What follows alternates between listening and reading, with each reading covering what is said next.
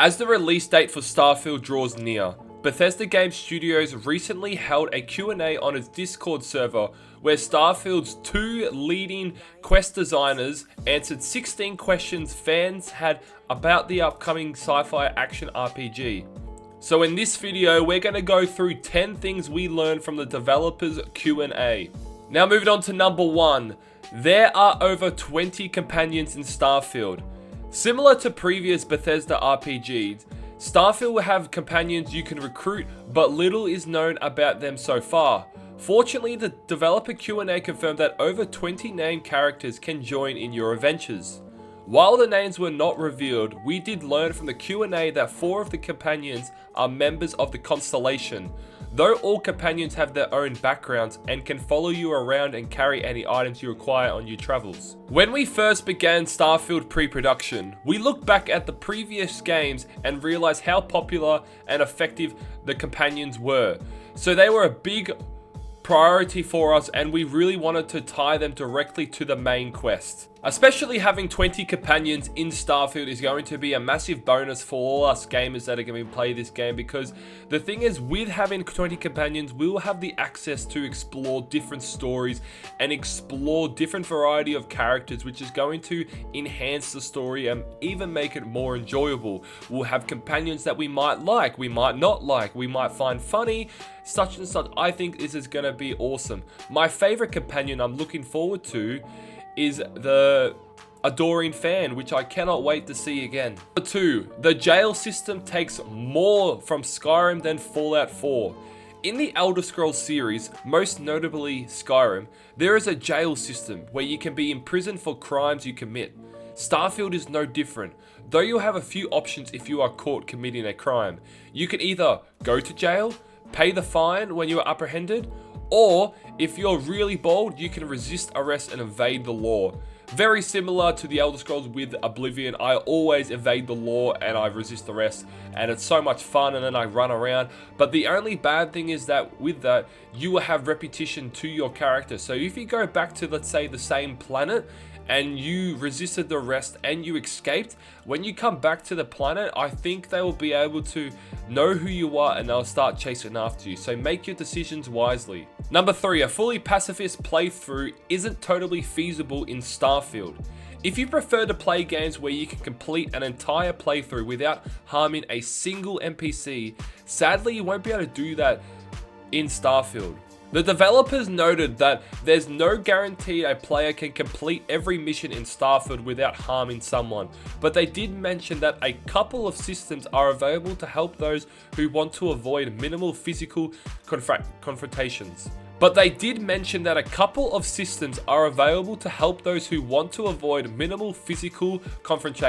One of those systems are speech challenges, where you can use the art of persuasion to avoid someone fighting you. The settled systems is mostly civilized, but it can be a dangerous place if you're going off the beaten path. And you're absolutely going off the beaten path. Now to number 4, that Star Wars, Battlestar Galactica, Interstellar, and more have inspired the Starfield's quest. When asked if any sci-fi media influenced some of the quests in Starfield, Shen, for example, explained how he's a history nerd and listens to a lot of history-centric podcasts such as Hardcore History. Pagliarulo, a child of the late 70s and early 80s, explained how he has very fond memories of sci-fi during that time, citing Star Wars, the original Battlestar Galactica, Buck Rogers, and even Horizon. He talked about what we called headier sci-fi, including Contact, Interstellar, 2001: A Space Odyssey, and the writings of Arthur C. Clarke and Robert Heinlein. In all of those examples, you realize that outer space is 2 things. 1, a source of mystery and wonder, sometimes terror, and 2, a giant blank page on which you can write any story, and we have written a lot of very different stories in Starfield. Number 5, there are mechs, but you can't use them. In one of the animated shorts Bethesda released last month, we saw a brief glimpse of mechs. Pagliarulo revealed more history on the role of mechs in the Starfield universe, noting that they are around but you cannot use them. He explained that the mechs are leftovers from the colony war. Both the United Colonies and Freestar Collective had mechs, but to varied degrees, and they were outlawed when the war ended. While the mechs are not usable, he teased that there's an old mech battleground in the game. Moving on to number 6, which is a very interesting one that they have pointed out, that your parents will look like you with your kid stuff trait. One of the traits available in Starfield is called kid stuff, and if your character has the trait, the duo confirmed that your parents will look like you.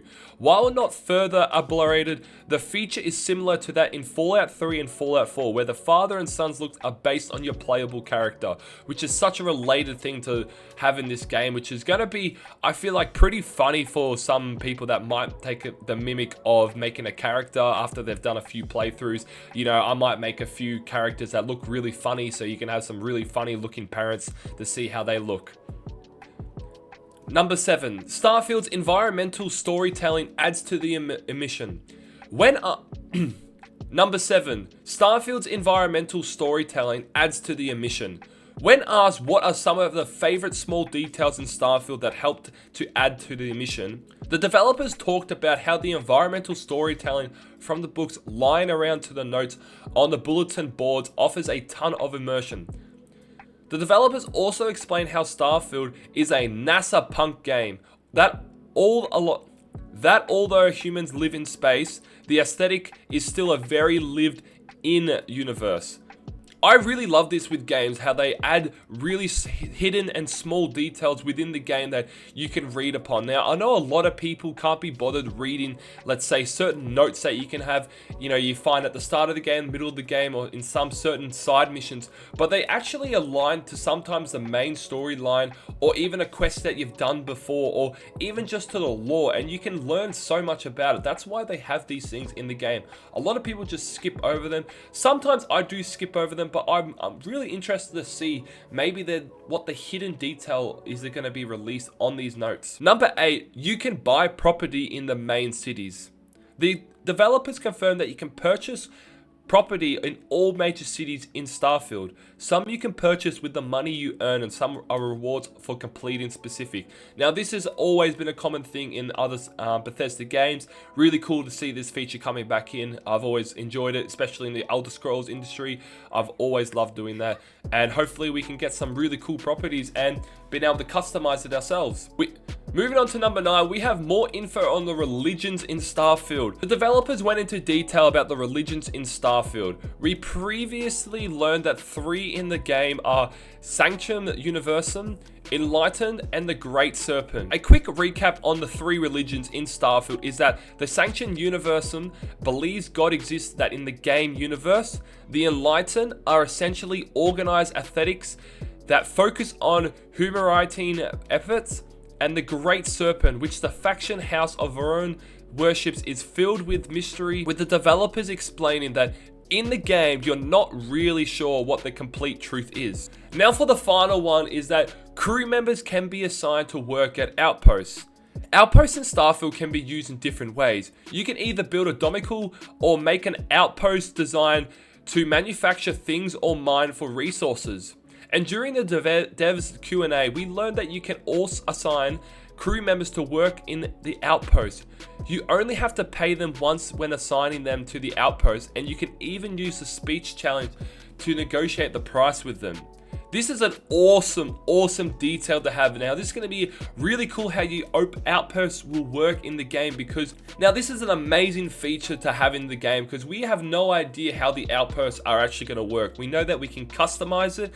Now that we know we can assign workers to it, and especially since we can use speech challenge to it, I think speech challenge might be one of the coolest traits that we could have in the game, and it's going to be so vital with all the planets that we have in the world. Maybe we don't have to explore to every planet. Maybe we can use the outpost to find certain resources. I'm not sure how this is going to happen. But this is going to do from the video today. We just went over 10 things we learned from the developer Q&A. I know there was 16 questions answered, but I went over the 10 main things. Some of them are big, some of them are quite small. The others that are left out, they didn't do too much to the game, I thought, so I didn't add them in. But thank you guys so much for watching the video. Let me know down below what you think from all these Q&As and all the new information we have learned. Let me know if you are excited for the Starfield.